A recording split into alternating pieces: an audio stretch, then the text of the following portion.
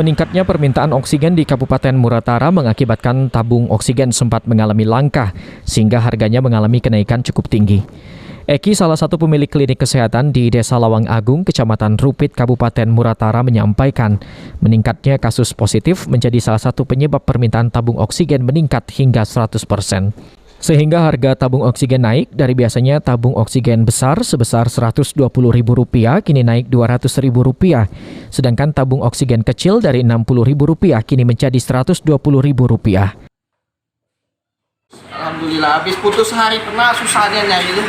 Harga oksigen tuh dari 120, 140, terus sekarang udah jadi 200 aja. Sudah 200 ya?